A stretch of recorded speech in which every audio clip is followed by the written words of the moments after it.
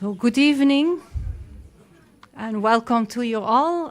My name is Inge Uitroeven, and as the acting director of the Koç University Sevgi Günül Center for Byzantine Studies, I welcome you in the name of our GABAM team to this lecture, which is organized in the framework of our Winter-Spring 2025-2026 series, which is focusing on new perspectives on Byzantine material, culture, and heritage. So we are organizing this series alternatingly on the Koç Rumeli Feneri campus, a bit at the very end of Istanbul, at the end of the Bosporus, and here in Anamet. So we are very happy that you could make it to this place.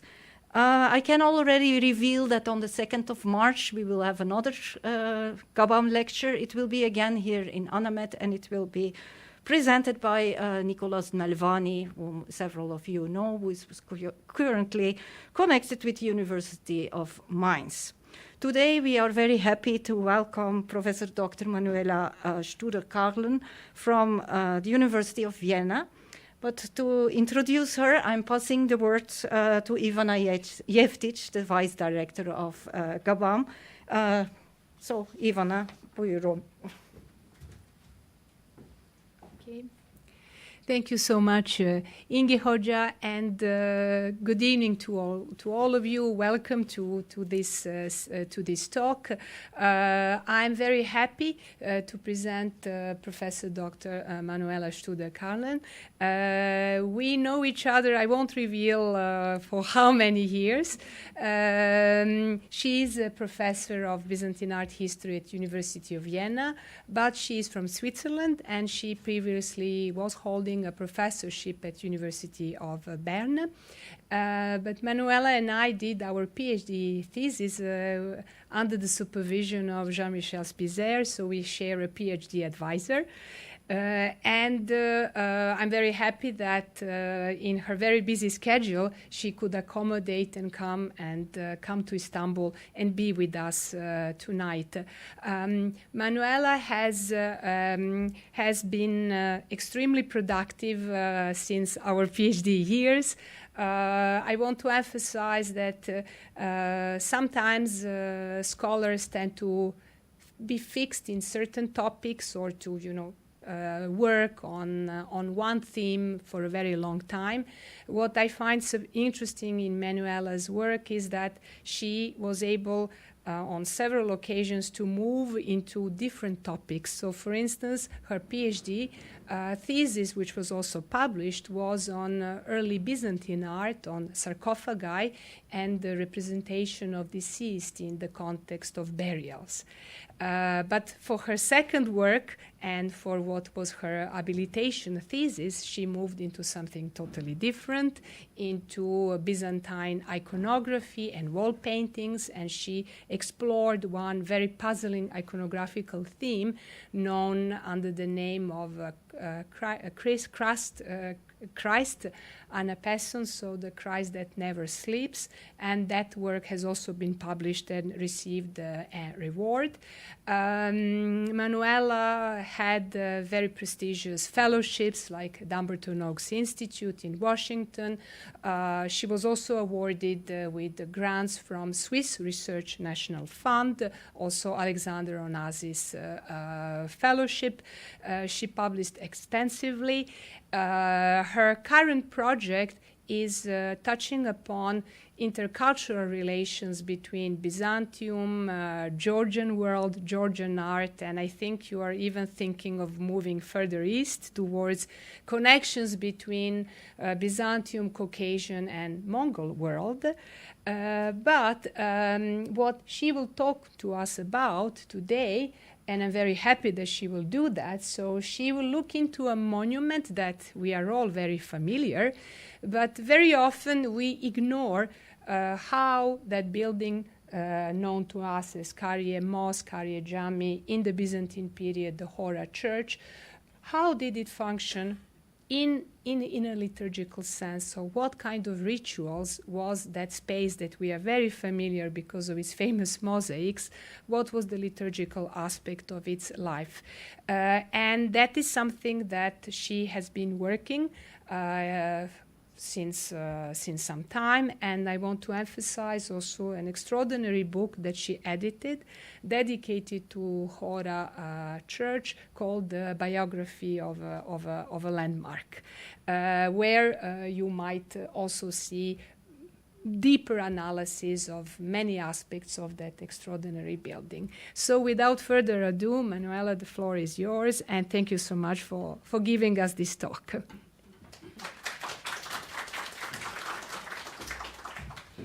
Thank you very much for this nice introduction, and I would like to express my sincere gratitude for the invitation. It's really a great pleasure and a honor to be here. Thank you so much for this. So at the end of 2023, the book I edited, a Biography of a Landmark, the Chora Monastery, Kariye, Camii in Constantinople, Istanbul, from late antiquity to the 21st century, was published by Brill. The book approaches the Chora from a transcultural perspective by tracing its continuous transformations in form and function from late antiquity to the present day. Rather than viewing the monument just as a surviving remnant of a lost world, our main objective was to explore the dynamics through which historical landmarks are repeatedly reshaped and gradually endowed with new meanings. One of the most significant outcomes of the project was the analysis of the building's long and varied history, along with the complexities that went with each stage of its development. In this context, I would like to turn specifically to the period of Theodore Metochites. It is not necessary here to elaborate on when or under which circumstances he assumed responsibility for the Chora monastery.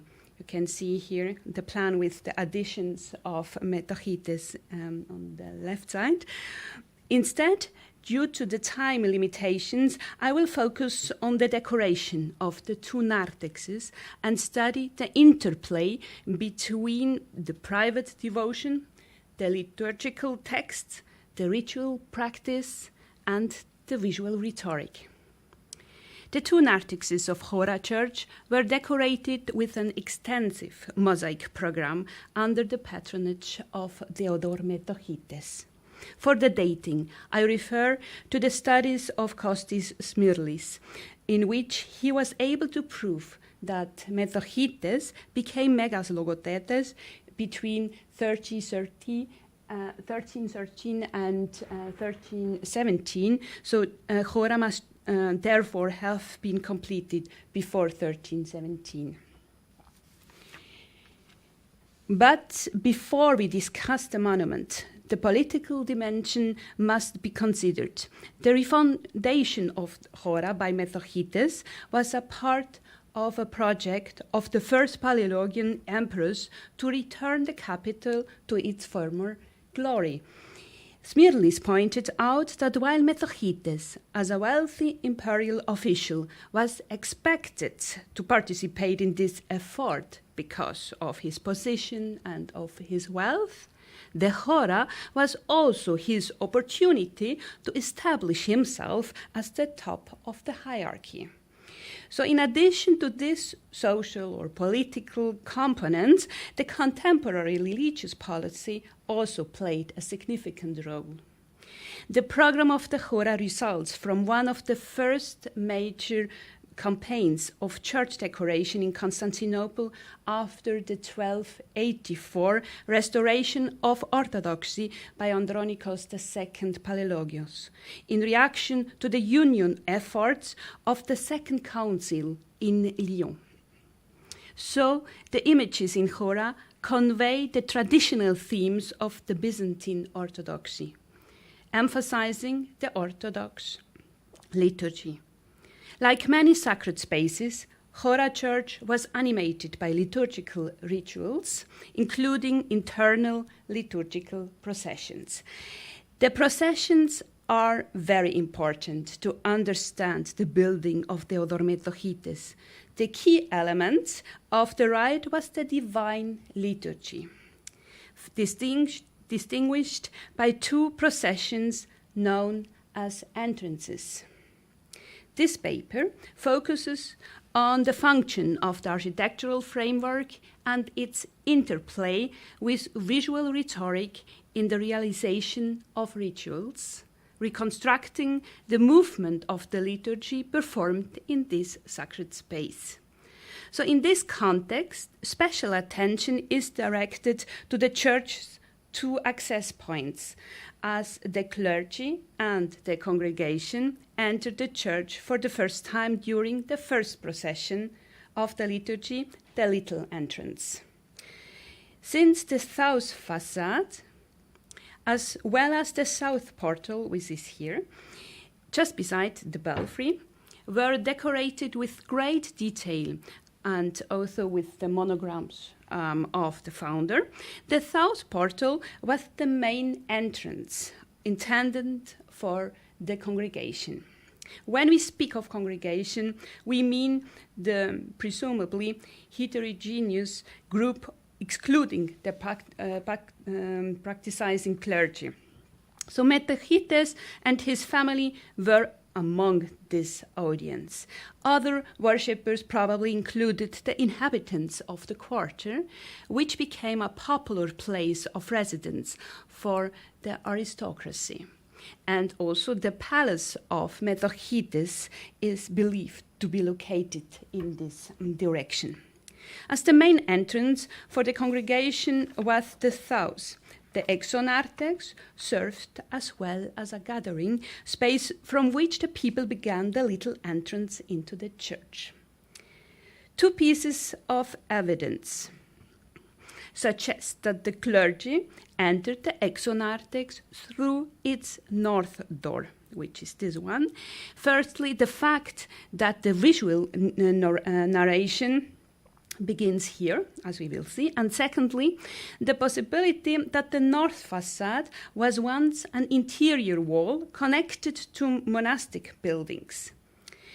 If the latter is true, the door would have provided the clergy with a convenient, covered passage to the many services that took place daily and nightly in the church, as well as for the little entrance. Concerning the liturgy, the access point for the clergy thus differed from that of the congregation, and this had consequences for the mosaic decoration. Within the architectural complexity of Khora Church, the exonarthex on the left stands out as idiosyncratic. It is divided into 4 bays of varying sizes and with different types of vaulting. The exonarthex originally formed a portico with arcaded openings along the west facade and a belfry over the southwest corner. It consists of 7 bays that differ from one another in size, 6 from the west facade of the building, while the 7th turns the corner onto the south side where it meets the Paraklesion. Concerning the northern annex, the lower passage, equipped with niches in the north wall, may have served as a storage place for liturgical furnishing. The upper story, only accessible from the stairway, was probably built, as Robert Austerhout argued, to house the library of Methochites. The lighting of the upper story is perfect for a library. So, for the connection between the spaces, the ground floor of the northern annex communicates both with the prothesis and the exonarthex. This web of connections asymmetrically, has to be seen in the context of the liturgical articulation of the entire interior of the church. And indeed, this was the context in which the clergy and the congregation would have experienced the building. For the processions, the dominant west-east axis, this one running from the exonarthex to the apse on the line of the main entrance, offered a visual and a formal prologue to the services performed inside the church. The main portal, however, was not employed for liturgical processions, but was instead reserved for other occasions. So in the lunette above the central door of the exonarthex leading to the esonarthex appears the image of Christ, of Christ Pantocrator, which is certainly a key part of the ensemble. The inscription, as you can see, Christos o Khora ton son, so Christ is the dwelling place of the living. An image of the Virgin Blachernitissa is depicted on the opposite wall, framing the view out the western door. The inscription identifies the Mother of God as the dwelling place or as the container for the uncontainable. The prominent location and the inscription refer to the fact that Chora Monastery was dedicated to the Theotokos, along with Christ. So the visual model was one of the most miraculous icons worshipped in the city of Constantinople and evoking the protective function of the Virgin for the city.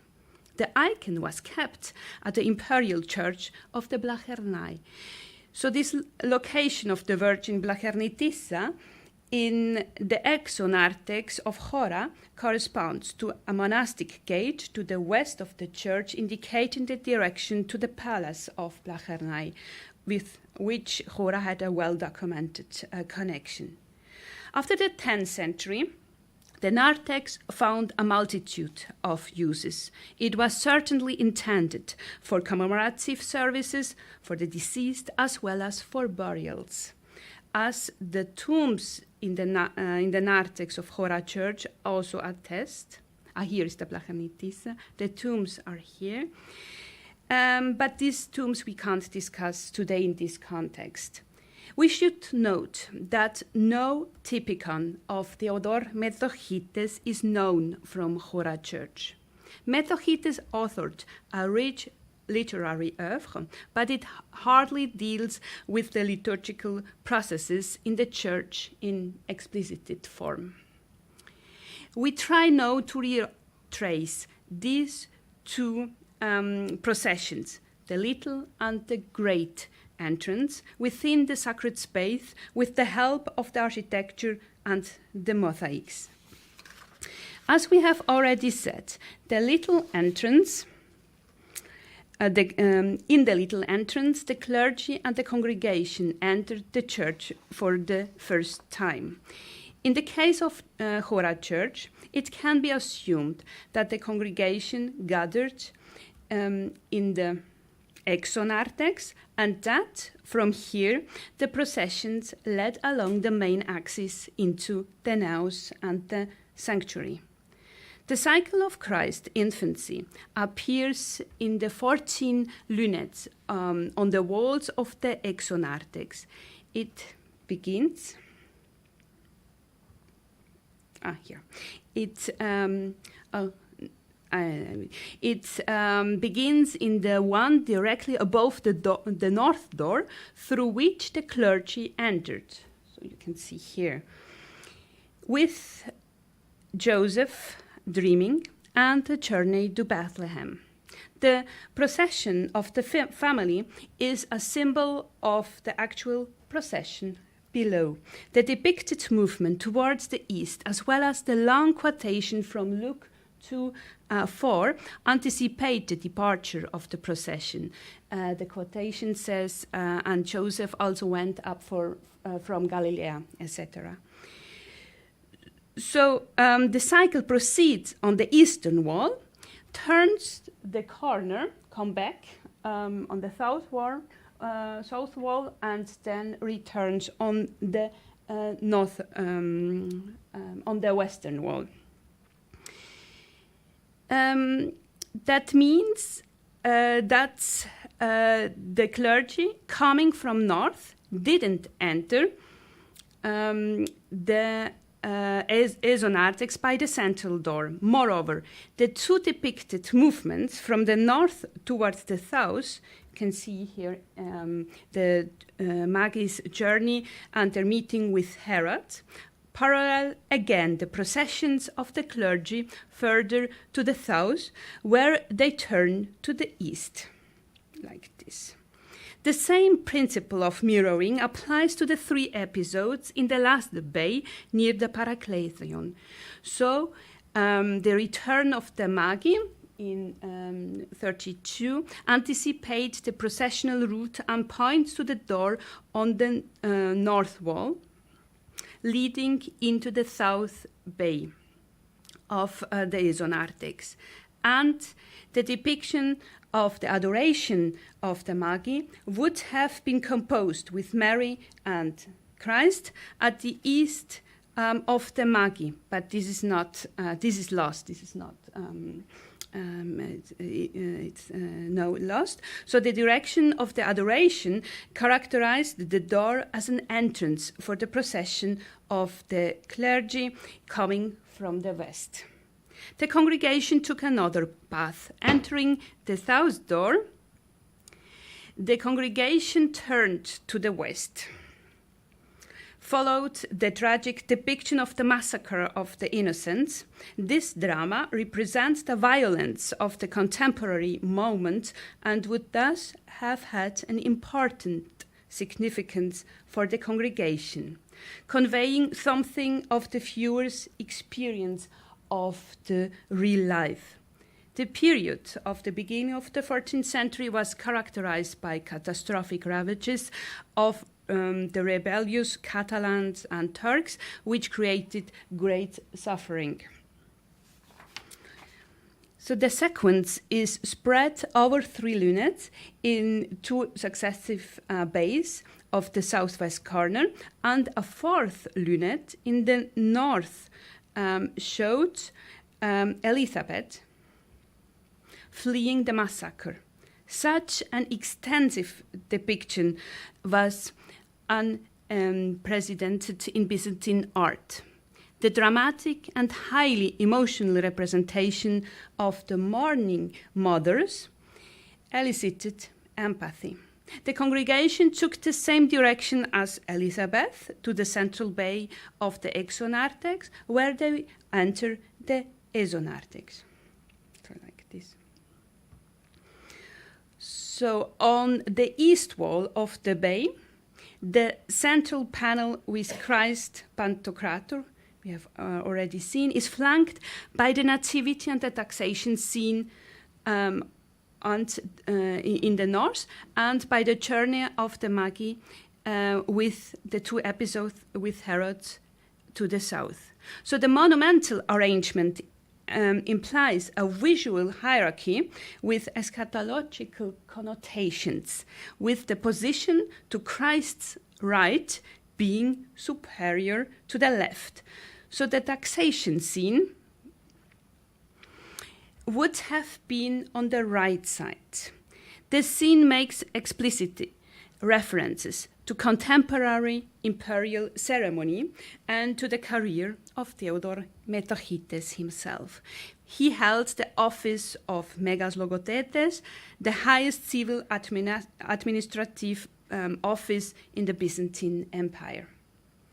This would have been the first impression for a beholder entering the church from the south, with the experience of empathy forced by the contemplation of the massacre, and standing then before the image of Christ, and this must have been the route for the congregation.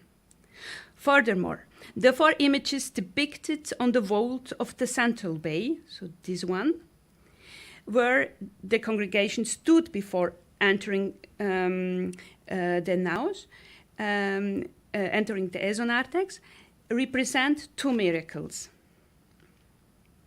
the wedding at Cana and the feeding of the 5,000. And these two miracles allude to the sacrament of the Eucharist celebrated inside the church. So this exceptional motif of the slaying of the calf in 44 is incorporated into the episode of the wedding at Cana, exemplifying the sacrifice of Christ and thus the Eucharist. But the motif has no relation to the wedding at Cana, but rather originates from the parable of the prodigal son. So it is interesting to emphasize that the main event from each scene is placed in the Eastern Pentateuch, thus visible when entering the Narthex. And from this, it is clear that the west-east axis offers a visual prologue to the services that took place inside the church. When leaving the church, the congregation took the same central east-west path, having the image of the Placernitissa in front of them. They joined the direction of the Mag's journey, we have already seen, as well as they had to pass through the south door of the last bay under a depiction of the flight into Egypt, represented as a journey to the walled city with the idols falling from the walls of the temple. So these falling idols are not mentioned in the gospel accounts nor in the proto-evangelium, but is allude to the Akatistos hymnos. As we have already said, as the south door led to the gate of the city beyond, it must have been used by the congregation to leave the church. So in contrast to the congregation, the clergy left the Narthex again through the north door. The two episodes on the west wall of the north base of the Narthex, showing the return from Egypt and the departure for Jerusalem, are once again relevant for the procession in that they represent the act of traveling. So the direction of both scenes indicates towards the north door and proves that the north door was also an exit for the clergy. The cycle of Christ's infancy is a visual model of the processions that took place in its vicinity. The cycle begins where the clergy enters the Narthex for the little entrance, and the images next to where the congregation gathers as the massacre amplify the actions of the congregation and demand for them via personal experience and contemplation and emotionally charged empathy, one that corresponds perfectly to the goal of the little entrance.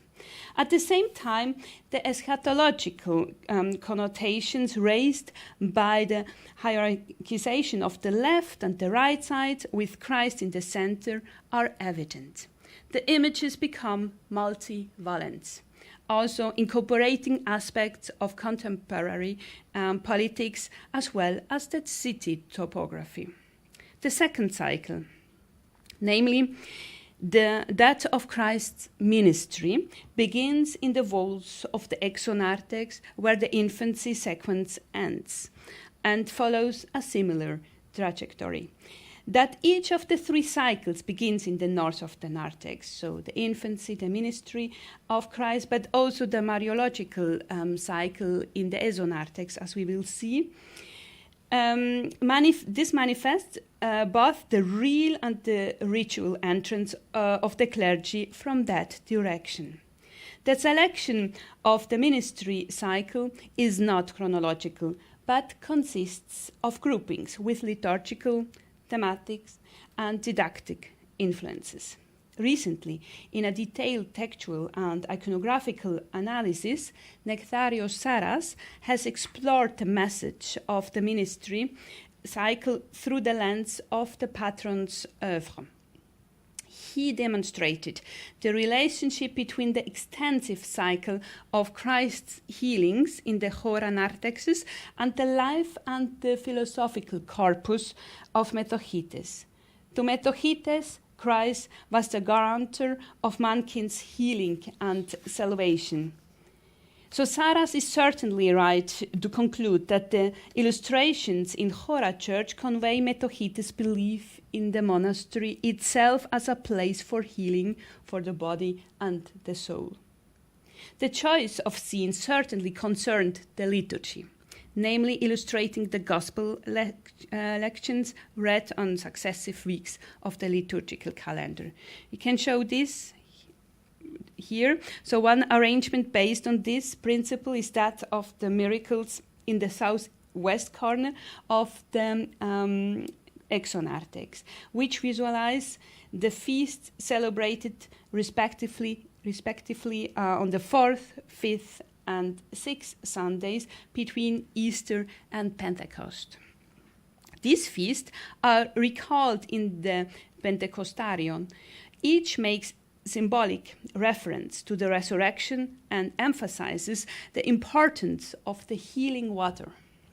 This theme might be related to the fact that the sacrament of baptism was celebrated on Pentecost. Baptism had an important new life meaning for the founder. It is known from different typica that the baptism, as well as the liturgies of the consecration of the water, this is the hagiasmos, took place in the Narthex, and I think it was also like this in Khora. Another group is found in the 8 miracles depicted on the surfaces beneath the dome in the south bay of the Esonarthex. The rare healing scenes led the researcher to consider the existence of a hospital in the complex of the monastery. Since this is not clear, it can only be confirmed that the healing cycle related to Metochites' broader thinking and personal desire for healing and salvation. Moreover, the compositions invoke movement from south to north towards the entrance of the church. Indeed, this station was the last for the clergy in the little entrance before entering the church. Another relationship can be decoded in the placement of the kneeling Melania, we will see her later, immediately beneath the woman with the issue of blood. Here you can see this parallel. So both Melania and the woman with the issue of blood would have provided models of faith.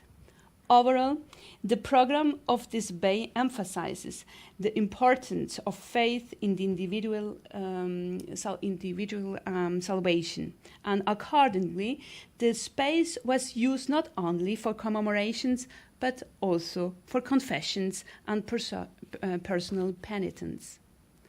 During the second entrance, the great entrance, the gifts were carried from the prothesis, where the bread and the chalice were prepared at the beginning of the liturgy, to the narthex, and then returned to the bema via the naos and the royal gate.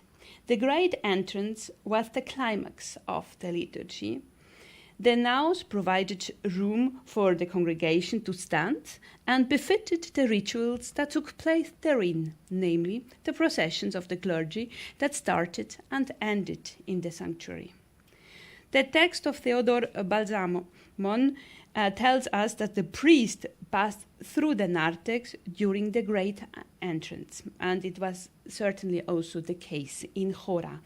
At Khora Church, the great entrance likely started in the prothesis.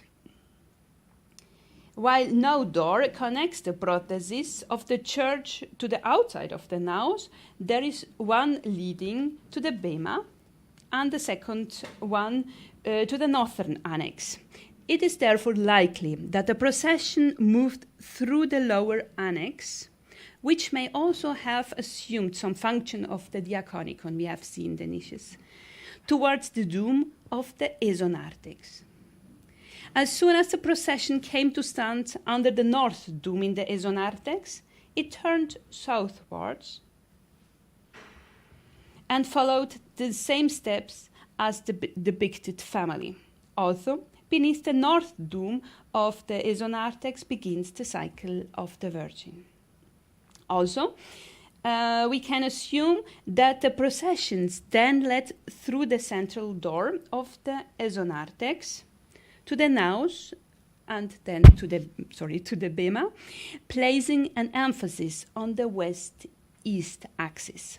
So the beginning of the great entrance being invisible to them, the congregation experienced its reappearance in the naos as a sudden epiphany, as a real entry of the gifts into the building's consecrated space. The space between the north entry to the Narthex via the west door of the northern annex and the vault over the main axis of the church is occupied by the cycle of the life of the Virgin.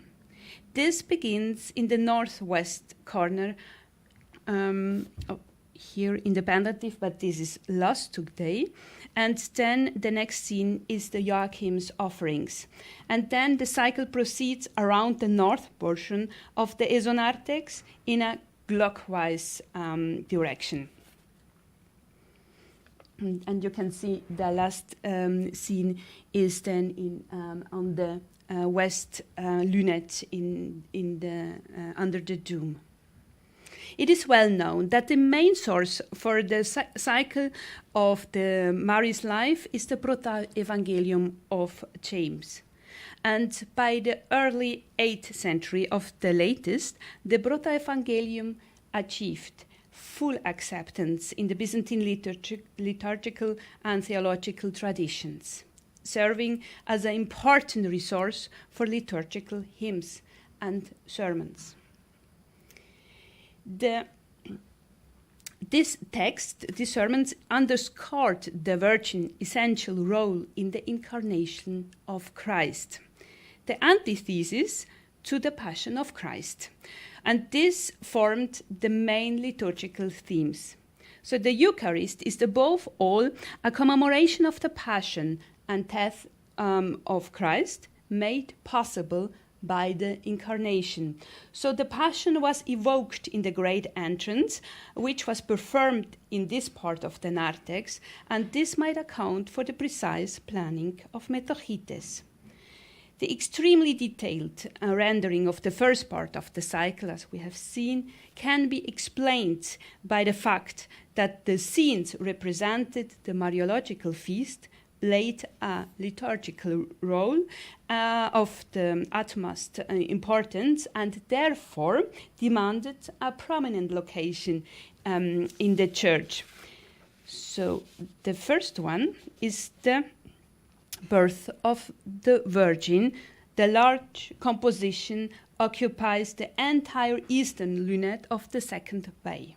The depiction of the first steps of the Virgin directly to the north on the vault give the direction towards the composition of the vaults, where the second one, the presentation in the temple, is depicted.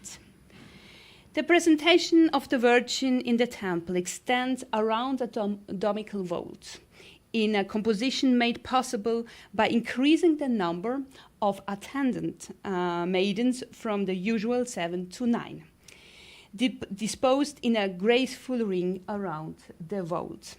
Although it remains part of the larger narrative cycle, its primary compositional device, that the temple is centered directly over the door leading to the actual sanctuary, as well as the next episode, so the episode next to it, such as Mary being fed by an angel, evoke the significance of the Eucharistic experience that took place in the naos. Just as the Virgin is brought to the temple in the depiction directly above the door, so beneath this image the gifts are carried to the entrance of the church sanctuary. The procession depicted above comments upon and reinforces the real procession below. Furthermore, a stop was made here during the processions to make supplications and explicitly commemorate the founder. The image thus closely correlates with the performance. This halt was attended by various recitations of text and prayers, each of which articulated a connection to the Old Testament, with an emphasis on the fulfillment of the prophecies in the history of salvation by means of the Incarnation and the Passion. So in Khora Church, this point is visualized particularly by the juxtaposition of the Virgin holding the Christ child in the summit of the dome to the surrounding prophets. Juxtaposition that, of course, also points to Mary's royal descent. In the second dome, Christ is surrounded by prophets which are holding typological attributes. The attributes have a precise function in the course of the prayers, just as they had a precise function in the course of the Old Testament action. And the second part of the Mariological cycle, depicted on the west wall of the Narthex, also has many detailed episodes that constitute a small cycle in themselves, such as that following the marriage scene. From all this, it can be concluded that the intention of the program of the Narthex was twofold. On the one hand, to offer a counterpart to the passion focus of the Great Entrance with a totality of the Mariological subjects, and on the other hand, to assign the two main feasts of the Theotokos the most prominent placements, just outside the naos. As the fourth bay was not used for the Great Entrance, the cycle within the Narthex corresponds to the route of the procession. Aside from these ritual inflections, further eloquent analogies are evident in the composition. Thus, the Annunciation to Mary is set opposite to the Annunciation of Saint Anne, and vis-à-vis to the birth scene is the marriage of Mary and Joseph. In the latter, here in 20, the stature of Joseph as a tall adult man contrasts with that of the diminutive girl Mary. Osterhout interpreted this disparity as an allusion to Andronikos II's successful negotiation of the scandalous marriage of his very young daughter Simonis to the Serbian king Uroš II Milutin, which is an interesting thought in terms of current events again. This marriage or this diplomacy was a great triumph of Metochites. Of relevance to the Great Entrance in the Narthex is that the Cherubikos hymnos, which was sung in the Great Entrance, this Cherubikos hymnos was interrupted by liturgical commemorations for the living and the deceased. These interjections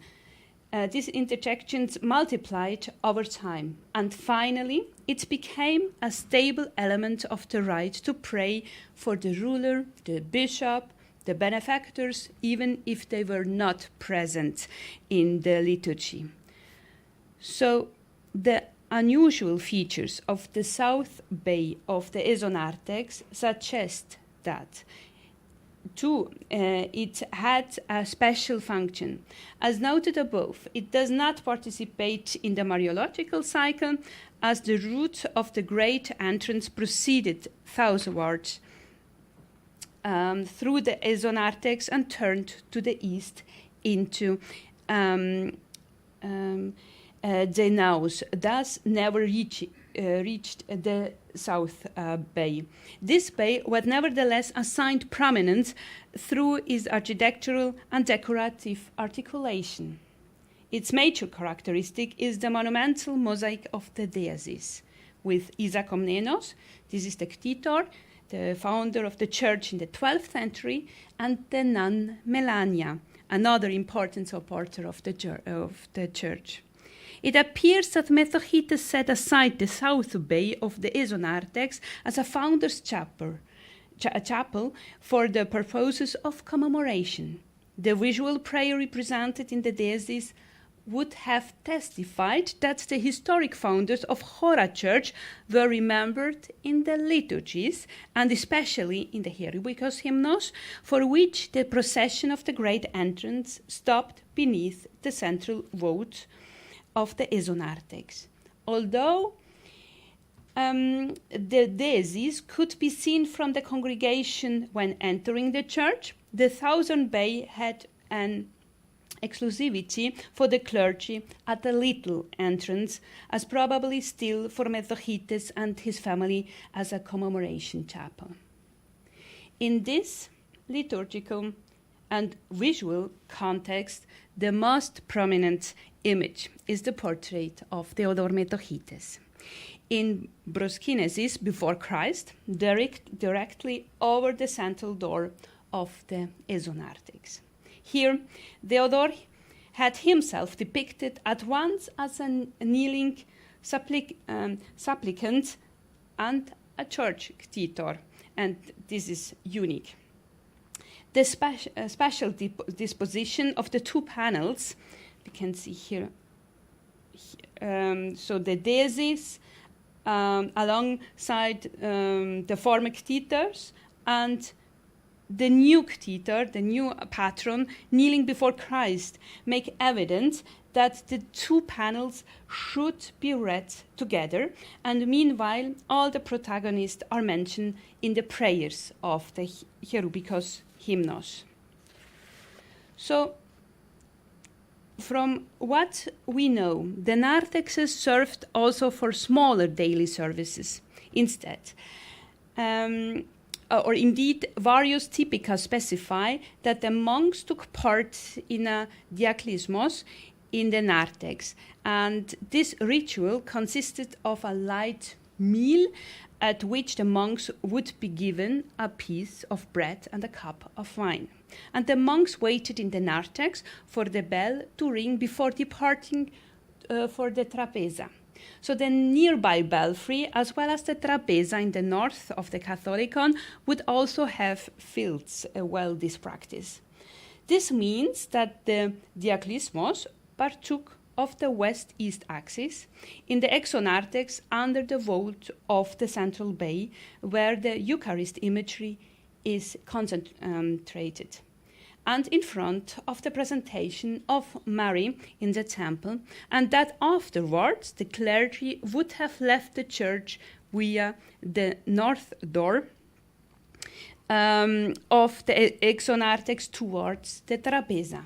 From this, it is clear that the west-east axis, including these two scenes in the portico, offers an visual prologue to the services that took place in the naos.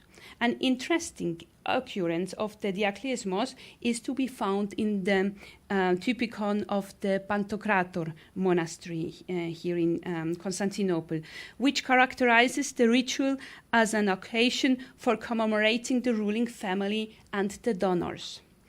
A wish to guarantee this daily commemoration might offer another explanation for the presentation of Eucharist symbolism alongside with the patronal images in this space. In the exonarthex, there are two categories of saint portraits which we cannot discuss today. But it was stated all are dressed in courtly costumes such that they would have resembled their aristocratic beholders. Such resonances signaled that the saints were allies and friends. For instance, between the taxation and the nativity, Hagios Andronikos is depicted. So the homonym made reference to the emperor himself, to Andronikos II, who in this way became present in this heavenly allegory and connected with the political imagery of Metochites. The related yet discrete visual experiences in Khora Church, activated by a series of sophisticated iconographic interconnections layered into the decorative program. And this reflected ritual, belief, and political social standing. The first and most basic layer was the liturgy, performed in the building, consisting of the divine liturgy and, of particular relevance to the Narthexes, the two entrances. The congregation entered via the south gate, whose exterior was specially decorated. Appearing in the first two bays accessed by the congregation were scenes that indicated directions of movement. In the portico, the sequence with the massacre of the innocents demanded of the participants an intimate contemplation before they would step in front of Christ Pantocrator, and the monumental polytyped with the eschatological connotations. And finally, they proceed along the west-east axis into the naos. The clergy took a path from the north entrance of the portico, where the two Christological cycles begins.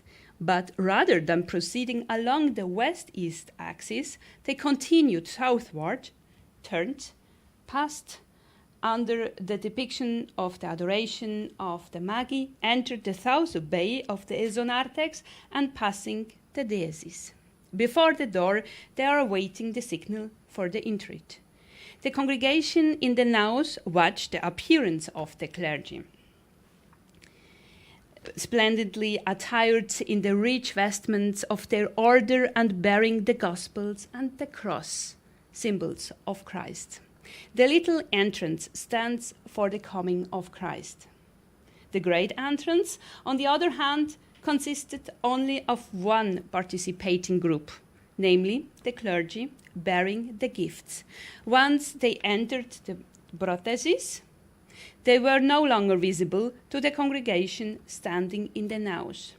Via the northern annex, they headed to the north dome of the Narthex, where the Mariological cycle begins.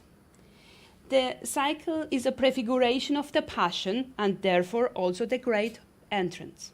Passing through the main door, where Metochites is depicted, carrying the gifts of the temple, mirroring the bringing of the Virgin to the temple, which is depicted as we have seen over the door itself, they reappeared to the congregation. So each route found analogies in the imagery. The next layer involved smaller services, like the Hagiasmos and the Diaklismos and the Cherubikos hymnos, and the incorporation of the commemoration of the founders through the disposition of relevant scenes. Yet another layer can be observed. The mosaic panels condense events that took place over time. Most importantly, the images engage with the reality of daily life. The result was the provocation of emotional empathy in the observer.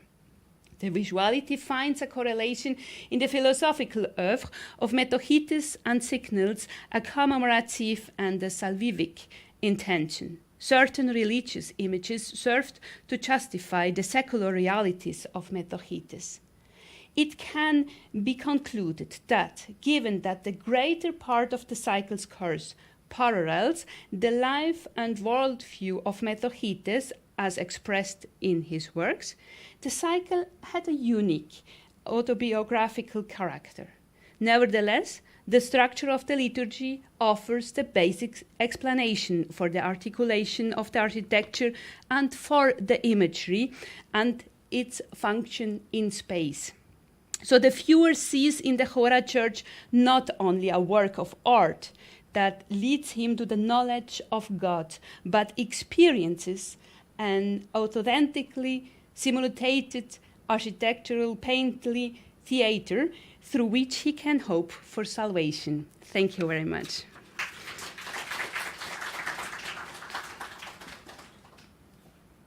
So usually in Anamed, the speaker and the moderator come to this table. You can sit here and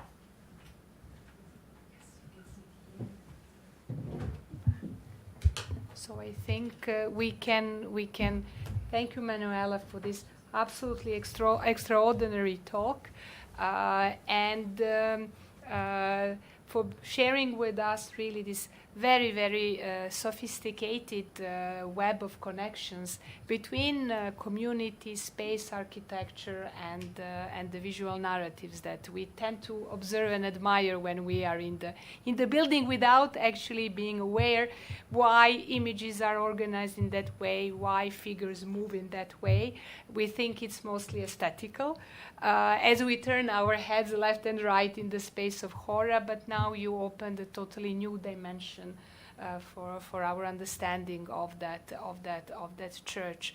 So the floor is open to questions from the audience. Khora?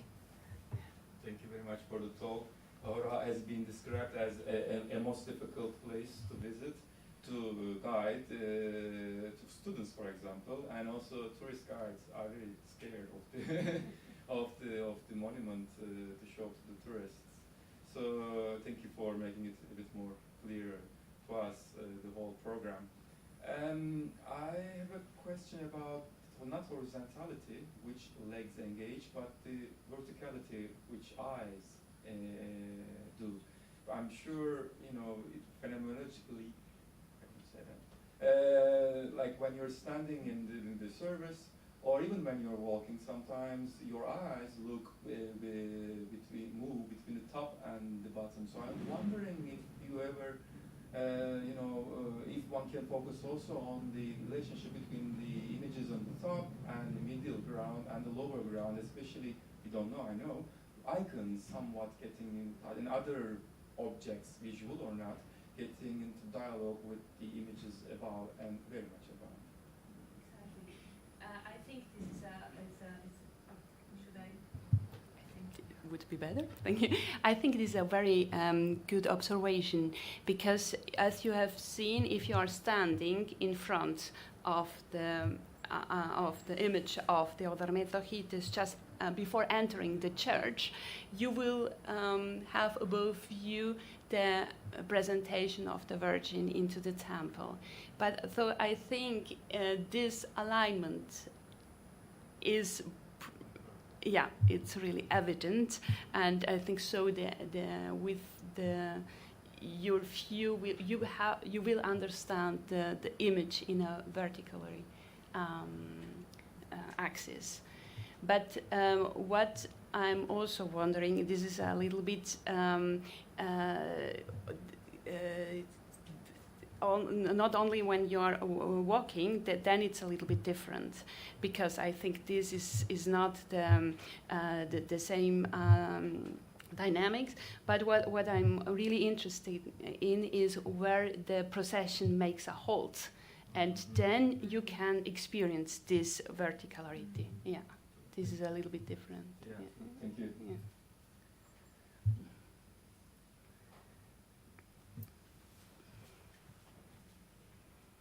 Thank you very much for the presentation and this new view. I was wondering, because this is not exactly my time period, whether there are examples that may have inspired this decoration, and whether the Khora church then had an impact on other churches later on. Khora is unique. I have to say, Khora is unique because it's extremely complex. The problem was that we don't have any typicon, so I had to read other typicon. And I have to say, for example, for the Diaklismos, this is one service, is a little service, but it is mentioned in every typicon. That means that this is a service which is always performed. So in this way, we can do some comparison, but when we are looking for the iconographic program, I must say it's unique. Of course, we have other examples where we can distinguish different layers, let's say. And as I explained, it's always the liturgical layer, it's the most important. So the feast of Christ, so the feast, the calendar feast, and then you have some scenes, some depiction which are more important for the founder. So sometimes the founder himself is depicted, and in a special context. So you can see there are different layers, but Khora is really unique. And what is interesting, but this is especially Nectarios Saras who showed that the text of Metochites, you know, he was. His text is so complicated, his philosophical oeuvre. But what he explained is that Metochites tried to bring together the different aspects, and this is why I think that he also let's say planified this space in multivalent, let's say. So that's why I think it's so dense. Yeah. Thank you very much.